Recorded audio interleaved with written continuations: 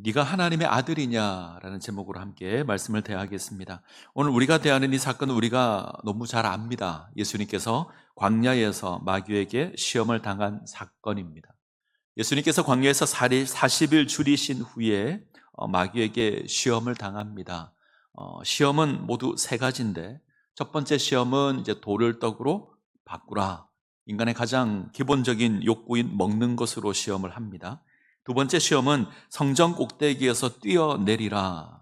하나님께서 정말 너의 하나님인지 아닌지 한번 시험해 봐라. 이 두 번째 시험이고, 세 번째 시험은 세상의 모든 권세와 영광을 보여주고 엎드려 절하면 그것을 주겠다. 이것은 하나님을 섬기지 말고 세상을 섬기라, 이런 겁니다. 마태복음과 누가복음을 보시면 순서가 조금 바뀌어져 있습니다. 우리가 보통 마태복음 이 순서로 시험을 기억을 합니다. 이 시험 기사를 보고 있으면 예수님께서도 시험을 받는구나, 이런 생각이 먼저 듭니다. 예수님께서도 시험을 받습니다. 우리와 동일하게 시험을 받으십니다. 죄인의 세례를 받으시는 그 자리까지 낮아지신 예수님께서 우리와 동일하게 시험을 받습니다. 우리는 예수님의 시험과 관련해서 몇 가지 질문을 던질 필요가 있는데, 첫 번째는 예수님께서 왜 사탄에게, 마귀에게 시험을 받는가 하는 게 첫 번째 물음이 될 것 같고요. 두 번째는 이 시험은 예수님만 받는 건가, 우리도 받는 건가, 두 번째 질문이 될 것 같습니다. 그리고 세 번째, 우리가 어떻게 이 시험에서 승리할 수 있는가, 아마 우리가 이런 세 가지 질문들을 기억하고 본문을 다루면 좋을 것 같습니다. 우리가 앞으로 예수님의 광야 시험을 하나씩 확인해 보려고 합니다. 오늘은 이 시험이 지니는 전체적인 의미를 좀 확인하는데 시간을 할애하려고 합니다. 그리고 다음 시간부터 시험을 하나씩 의미를 확인해 보도록 하겠습니다. 자, 먼저 생각할 것이 있는데, 예수님께서 언제 시험을 받는가 하는 게 중요합니다.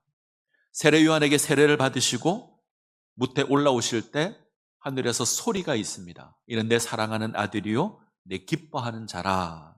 하나님의 아들로 선포됩니다. 그리고 시험을 받습니다. 예수님의 신분이 선포됩니다. 예수님 하나님의 아들로 선포되십니다. 이 선포 직후에 광야의 시험이 주어집니다. 그러면 왜 시험을 받는지는 분명할 겁니다. 하나님의 아들이라는 신분 때문에 시험을 받는 겁니다. 예수님께서 하나님의 아들이라는 그 신분 때문에 시험을 받습니다. 때문에 마귀가 계속 묻죠. 네가 하나님의 아들이거든, 이렇게 시험을 시작을 합니다. 자, 꼭 기억하셔야 합니다. 예수님의 시험은 하나님의 아들이라는 신분을 인해서 주어지는 겁니다. 잊으시면 안 됩니다. 제가 고등학교 2학년 때로 기억을 하는데, 그때 아마 이맘때였을 겁니다. 청소년부 수련회가 있었습니다. 제가 다니는 교회와 부산 영도에 있는 교회가 연합해서 이제 여름 수련회를 합니다. 저희 교회가 청소년부가 한 100명 정도 됐고, 부산에 있는 교회가 한 50명 정도 되어서 한 150명 정도 학생이 모여서 수련회를 했습니다. 그때 한참 유행하던 프로그램이 철로역정 이런 겁니다. 그래서 어떤 코스를 정해놓고 각 코스마다 어떤 주어진 미션을 감당해야 합니다. 제대로 못하면 군대식으로 얼차례를 받기도 하고 그랬던 기억이 있습니다. 아마 말씀 코너였던 것 같아요. 너희가 얼마나 성경을 잘 아는지 한번 물어보자, 이런 코너인데, 담당 교사가 질문을 하고 답을 제대로 못하면 약간의 얼차례를 받고 이런 것이 있었습니다. 그런데 담당 교사가 부산 영도에 있는 교사였습니다. 질문을 합니다. 여러분도 맞춰보시죠. 예수님께서 광야에서 시험을 받으시는데 그때 예수님을 광야로 이끌고 간 게 무엇입니까? 라고 물었습니다. 예수님을 광야로 이끌고 간 게 무엇이었는가? 답은 뭐죠? 이렇게 침묵을 하시면 네, 답은 마귀일까요? 아니요, 답은 성령입니다. 성령께서 이끌고 가십니다. 제가 답을 했죠. 성령이 예수를 광야로 이끌고 갔습니다. 그랬더니 갑자기 이 교사가 앉았다 일어나를 시키는 거예요. 이 교사는 마귀가 예수님을 이끌고 갔대요.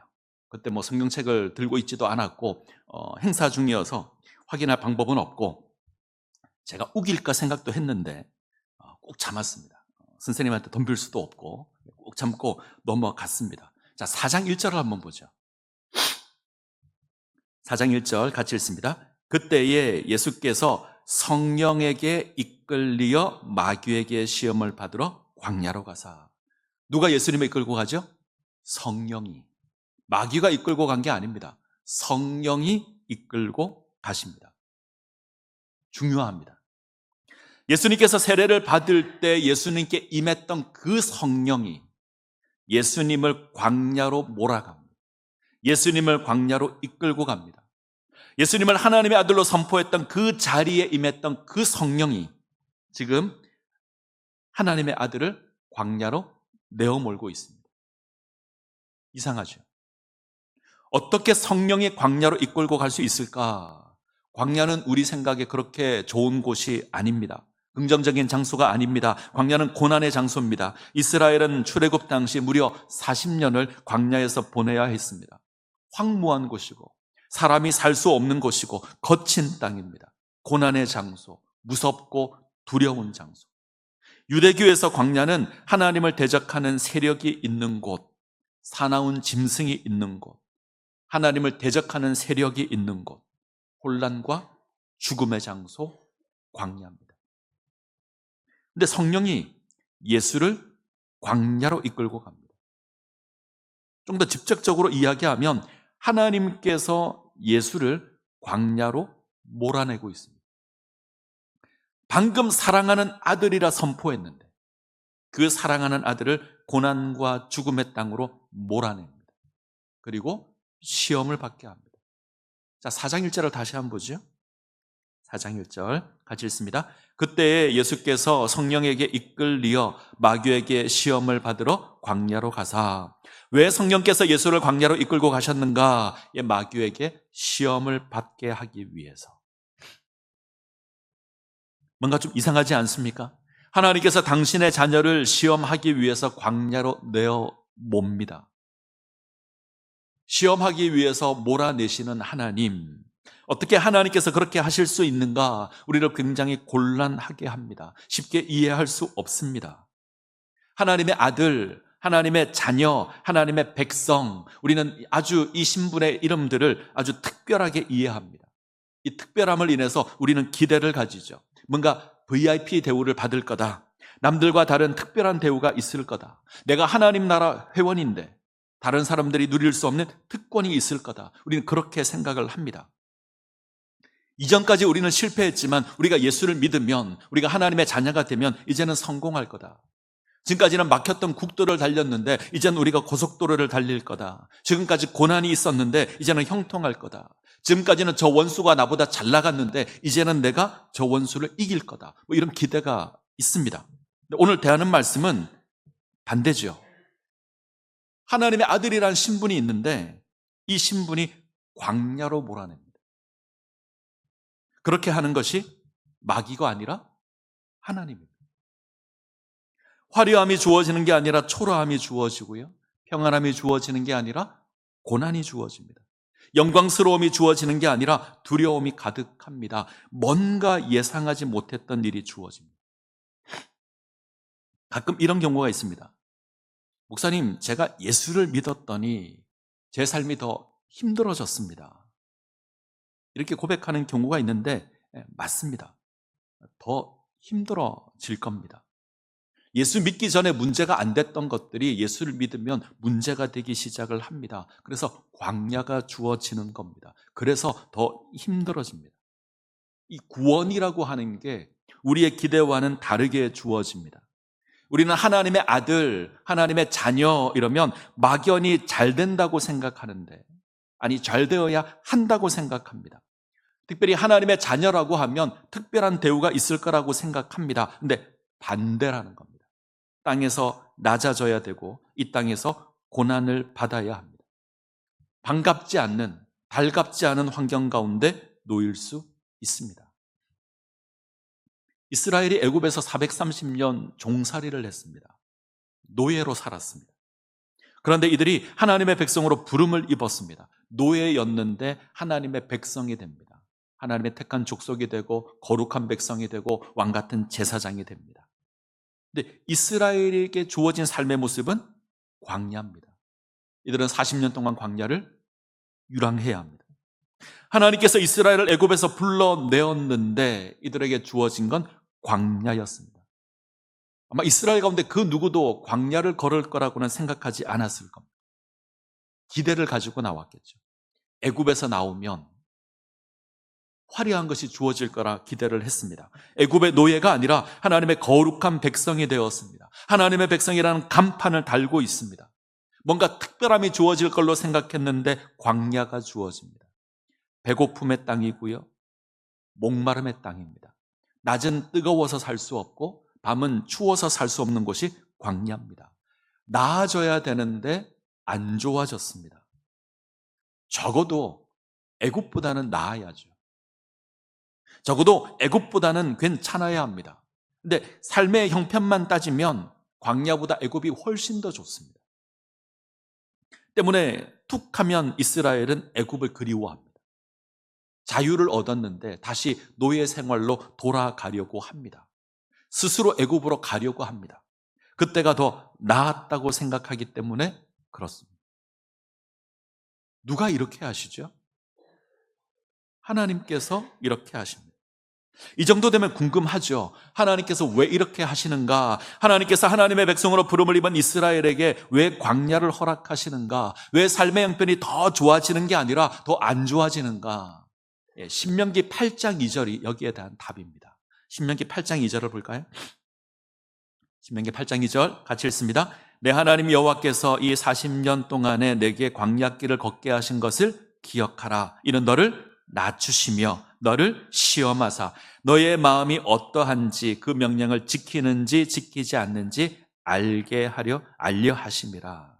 하나님께서 이스라엘로 광야를 걷게 하시는 이유가 뭐죠? 두 가지입니다.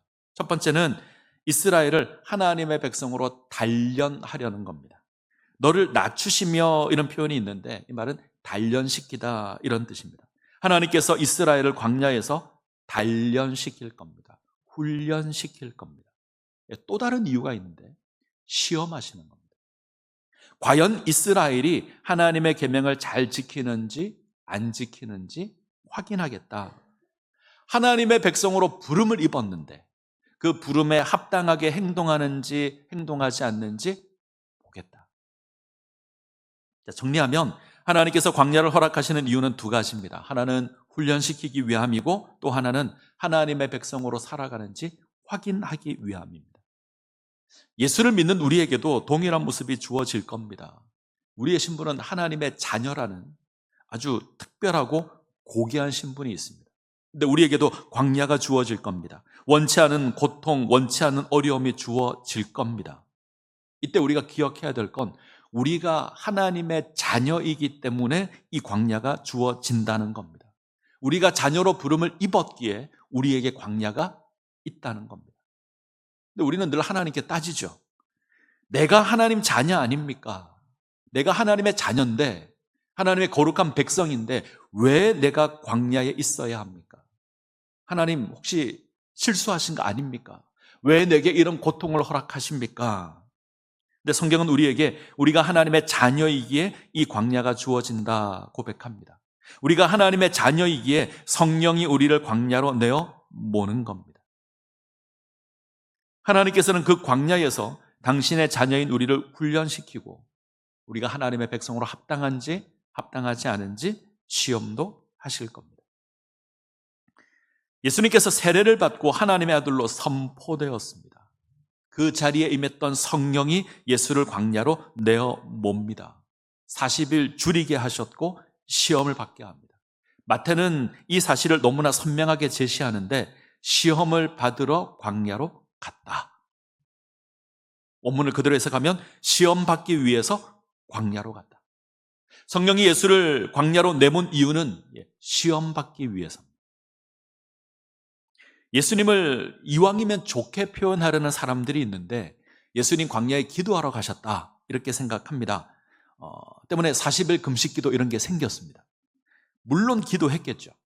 예수님 40일 동안 굶고만 계시지 않았을 겁니다. 그런데 성경을 보시면 예수님 기도했다라는 표현이 없습니다.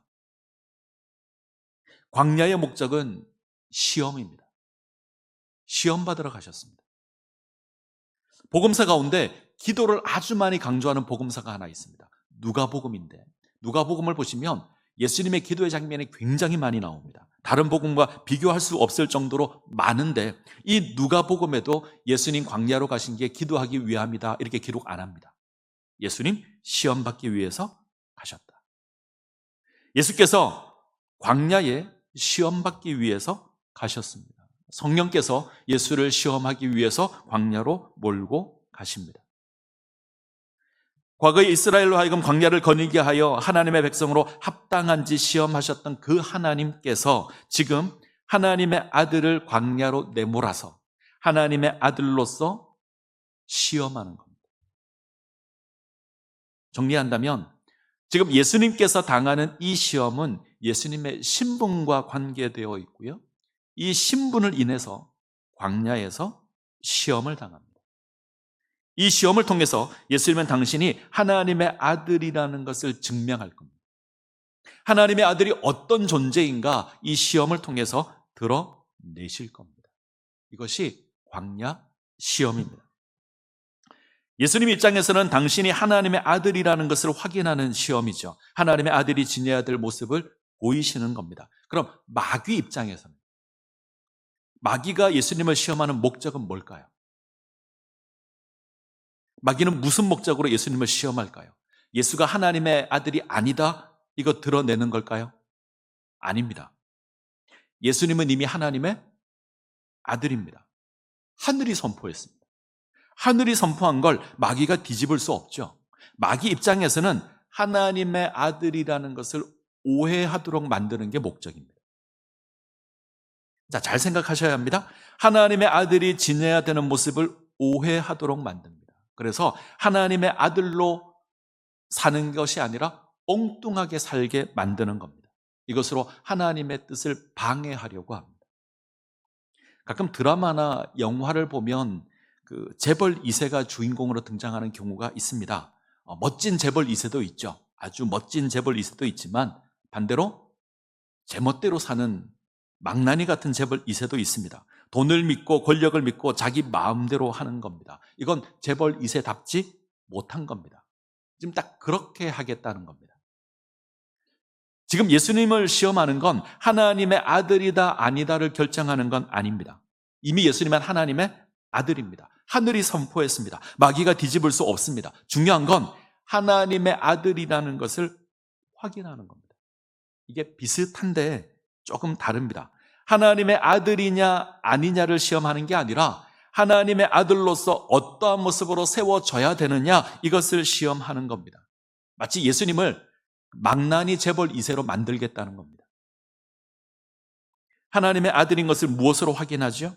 그것은 하나님의 아들로서 정당함을 보이는 겁니다. 사과나무라는 걸 확인하려면 맺히는 열매가 사과인 것을 보면 확인이 될 겁니다.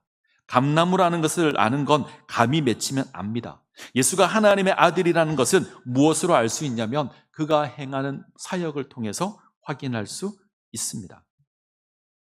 지금 마귀는 예수로 하여금 하나님의 아들로 온전히 사역하지 못하도록 하는 것이 목표입니다. 그래서 오해하게 만드는 겁니다. 서울에서 부산을 가야 하는데 중간에 방해를 해서 목포 쪽으로 가게 만들겠다, 이런 겁니다. 우리에게도 주어지는 시험이 있습니다. 마귀의 목적은 우리로 하여금 하나님 자녀답게 살지 못하게 하는 겁니다. 하나님의 자녀로 넘어지게 하는 겁니다. 때로는 고난으로 위협하고, 때로는 세상의 염려로 우리를 불안하게 만들고, 때로는 부귀영화로 우리를 유혹할 겁니다. 자, 광야에서 예수님께서 마귀에게 당하는 시험은 모두 세 가지죠. 첫 번째는 40일 금식한 예수에게 돌들로 떡덩이를 만들어 먹으라. 두 번째는 성전 꼭대기에서 예수를 세우고 한번 떨어져 봐라. 예수님께서 너를 구하는지 아닌지, 하나님께서 너를 구하는지 아닌지 한번 시험해 보라. 세 번째는 세상의 만국과 영광을 보여주고 엎드려 절하면 내가 그것을 주겠다. 이 모든 시험은 하나같이 예수님의 신분과 연관되어 있습니다. 반복해서 고백하죠. 네가 만일 하나님의 아들이거든.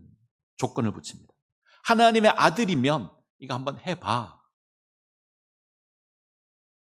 사실 번역에 문제가 좀 있습니다. 우리가 가지고 있는 개역개정 성경은 만일이라는 단어가 붙었는데, 네가 만일 하나님의 아들이라면, 이거는 흔히 우리가 이제 가정법이라고 합니다. 실제로는 아닌데 그렇다고 생각해 보자. 이게 만일 네가 뭐뭐라면 이런 겁니다.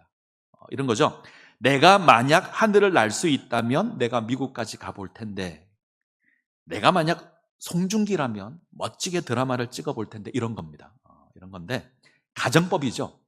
불가능한 것에 만약을 붙여서 표현한, 네가 만약 하나님의 아들이라면, 이거 왠지 가정법처럼 들립니다. 네가 하나님의 아들이 아닌데 하나님의 아들로 생각한다면 해보라, 이렇게 번역된 것처럼 보이는데 잘못된 겁니다. 만약이라고 번역한 이 헬라어 A라는 단어는 만일이라는 게 아니라 단정입니다. 너는 뭐뭐다, 이런 거죠. 너는 하나님의 아들이다. 마귀는 지금 예수님을 향해서 선언합니다. 너는 하나님의 아들이다. 그러니 이거 하라. 너는 하나님의 아들이니까 이렇게 해야 돼. 너는 하나님의 아들이다. 왜 하나님의 아들이 배고픔 가운데 있느냐? 너의 능력으로 돌을 떡으로 바꿔봐. 하나님의 아들이 배고픔을 당할 수 없다는 겁니다. 너는 하나님의 아들이다. 하나님이 너의 아버지다. 네가 어려움에 처하면 당연히 도와줄 거야. 성전 꼭대기에서 한번 뛰어내려 봐. 하나님의 아들이 고난당한다는 것이 말이 안 된다는 거죠. 그러니 한번 뛰어내려 봐라. 하나님 너를 도와주실 거야. 네가 하나님의 아들이라면 세상의 권세를 누리고 세상의 영광을 누려야지. 네가 하나님의 아들인데 왜 네가 세상의 비천함 가운데 처해 있느냐? 이거 잘못된 거 아니냐? 화려한 세상을 쫓으라. 세상의 권세와 영광을 네가 원한다면 내가 줄게. 마귀는 끊임없이 하나님의 아들이라는 신분과 크고 화려한 것을 연결시킵니다. 하나님의 아들이라면 고난이 없어야 합니다. 하나님의 아들이라면 풍요로워야 합니다. 하나님의 아들이라면 위험과 고난이 있는 것이 아니라 안전과 평화를 누려야 합니다. 세상 만국의 권세와 영광을 누려야 합니다. 하나님의 아들이라면 그래야 한다. 이 마귀의 고백입니다. 애국 가운데 종살이 하던 이스라엘은 하나님의 백성이라는 이름으로 부름을 입었습니다. 하나님께서 이스라엘을 애국에서 건져내시고 광야를 걷게 하십니다. 하나님께서 광야를 통해서 과연 이스라엘이 하나님의 백성인지 합당한 삶을 사는지 확인하기를 원하십니다. 근데 이스라엘은 철저하게 넘어집니다. 우리가 광야 40년을 잘 압니다. 그 어디에도 이스라엘이 하나님의 백성이라는 모습을 확인할 수 없습니다. 왜요? 저들은 하나님의 백성이라는 걸 오해했습니다. 그래서 실패합니다. 이스라엘은 하나님의 백성이라면 화려하게 될 것이라 생각했습니다. 풍요롭게 될 것이라 생각했습니다. 다른 민족과 싸워서 이길 거라고 생각했습니다.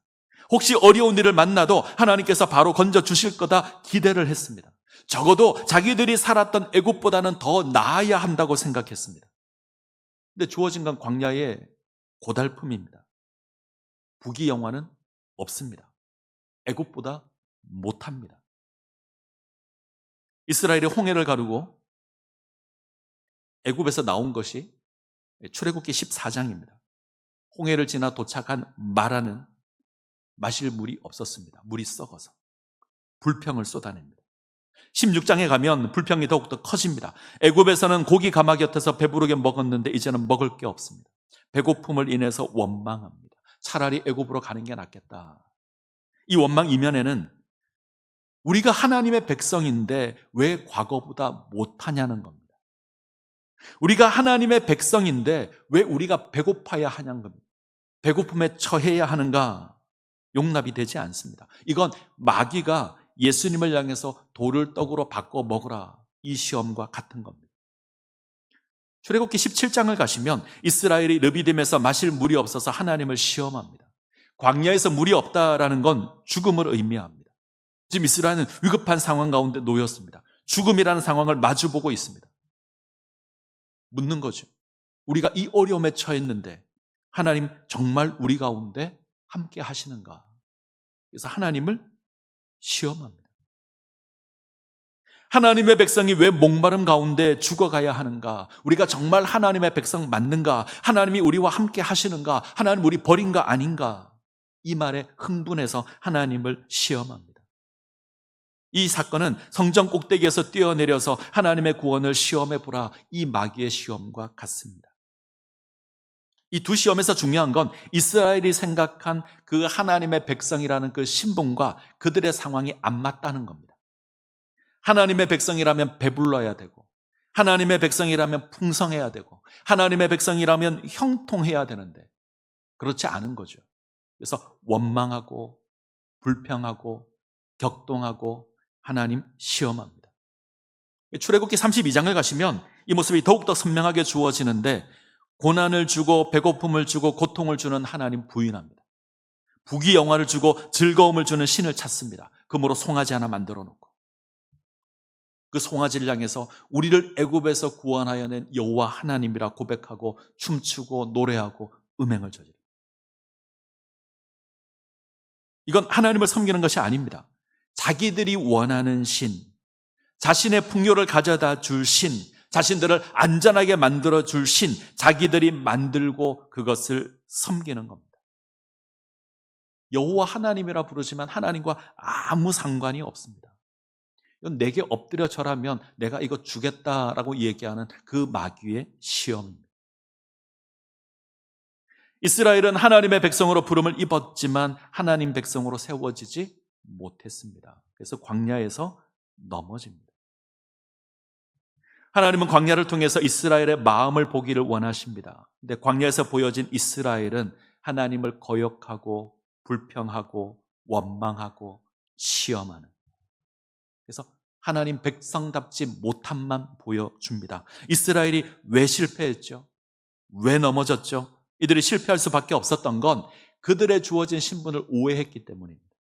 하나님의 백성이라는 신분을 오해했습니다. 이들은 철저하게 잘되고 형통하고 평안하고 안락한 것으로 하나님의 백성을 기대했습니다. 근데 고난이 주어지고 어려움이 주어지자 넘어집니다. 오늘 본문에서 우리는 하나님의 아들로서 예수님의 모습을 확인할 수 있습니다. 나아가서 하나님의 자녀로 부름받은 우리의 모습이 어떠해야 하는지도 확인할 수 있습니다. 예수님께서는 하나님의 아들이라는 그 신분을 크고 화려한 것으로 드러내지 않으셨습니다. 크고 화려한 것으로, 형통한 것으로 하나님의 아들이라 선포하지 않으셨습니다. 배고픔의 상황을 벗어나기 위해서 메시아의 능력을 사용하지 않습니다. 배고픔의 상황을 넘어서는 것보다 하나님 뜻에 순종하기를 원하셨습니다.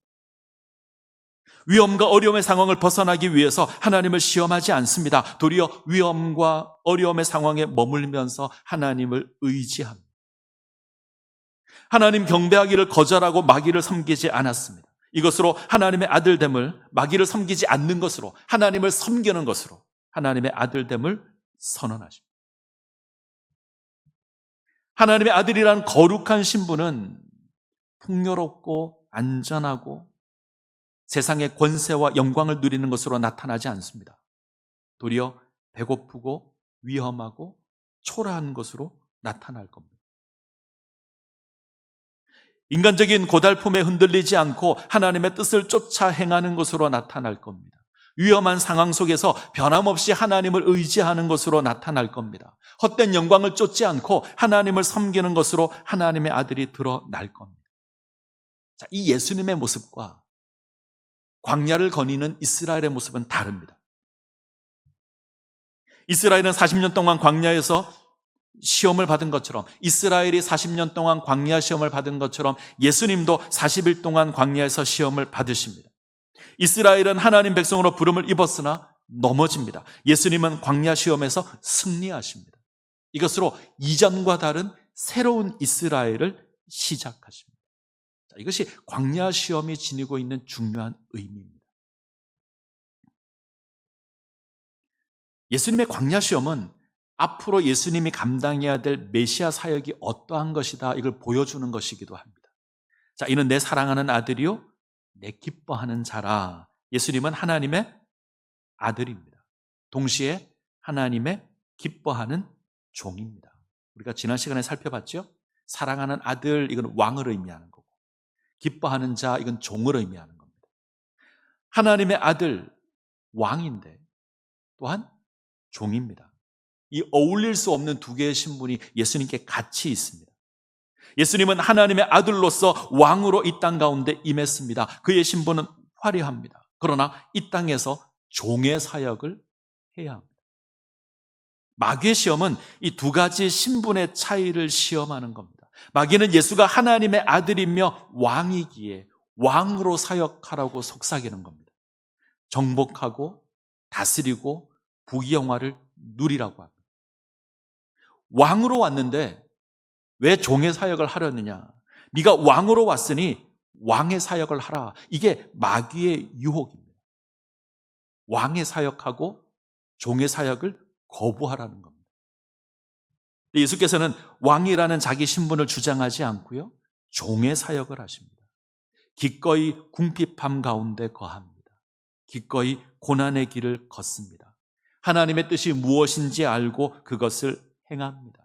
이것으로 하나님의 아들이라는 것을 선포하십니다. 우리에게는 고상한 이름이 있죠. 하나님의 백성입니다. 하나님의 자녀입니다. 거룩한 나라의 왕 같은 제사장입니다. 이 화려한 신분이 우리에게 있습니다. 우리는 오랫동안 착각을 했습니다. 이 신분을 가지고 있으면 세상에서 잘 될 거다. 이 신분을 가지고 있으면 세상에서 형통할 거다. 다른 사람보다 잘 되고 다른 사람보다 형통하고 우리가 그렇게 세워져 갈 거다. 우리 그런 기대를 가졌습니다. 제가 예전에 섬기던 한 교회에서 간증 집회를 했습니다. 소위 전도왕 이런 분을 한 분 불러서 간증을 듣는데, 이 여자분이었는데 이분이 하나님께서 자기에게 아주 많은 복을 주셨다고 고백을 합니다. 특별히 물질의 복을 주셨다 그러면서 이야기를 하나 하는데, 아마 기억을 하실지 모르겠습니다. 오래전에 큰 학원, 보습학원에 불이 나서 학생들이 피해를 입는 사건이 있었습니다. 이 사건이 아주 크게 이슈가 되었는데, 이 간증하는 분이 그러더라고요. 이 불이 난 학원 바로 옆에 자기 학원이 있었대요. 이렇게 고백합니다. 하나님께서 은혜를 베푸셔서 우리 학원에 불이 안 나게 하시고 불이 난 학원의 학생들을 우리 학원으로 다 보내주셨습니다. 제가 이 이야기를 듣고요, 제 귀를 의심했습니다. 이 양반이 제정신인가? 이 사람은 자기가 잘 되고 자기가 형통한 것으로 자기가 하나님의 백성이라는 것을 확인하려고 합니다. 이웃의 슬픔인데, 이웃이 고난당하는데 그것으로 자기는 기뻐하고 있는 사람, 이웃의 고통으로 만족을 누리는 사람입니다. 우리 신분은 이 땅에서 다른 사람을 누르고 풍족함을 누리는 게 아닙니다. 남은 망해도 나는 잘 되면 된다, 이게 아닙니다. 우리 신분은 세상의 권세와 영광을 취하는 것으로 확인되는 게 아닙니다.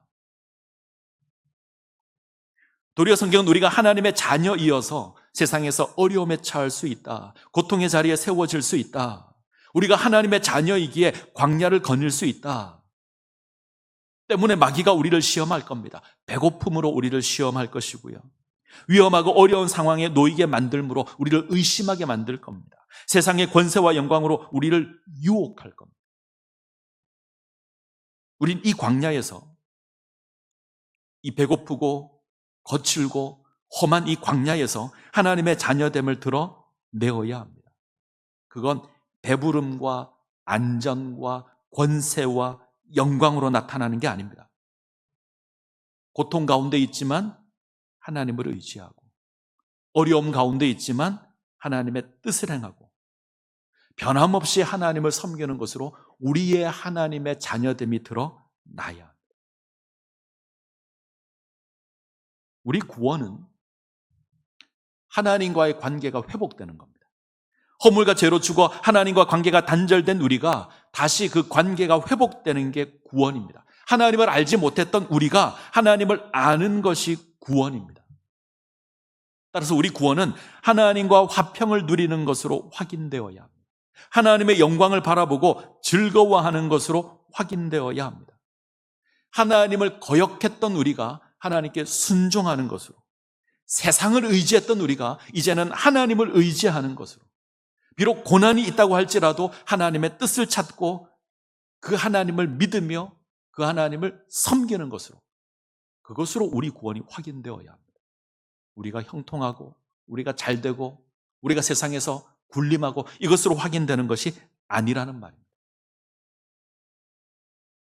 하나님의 자녀라는 그 영광을 세상의 영광과 바꾸지 않으시기를 부탁을 드립니다. 기도하시겠습니다.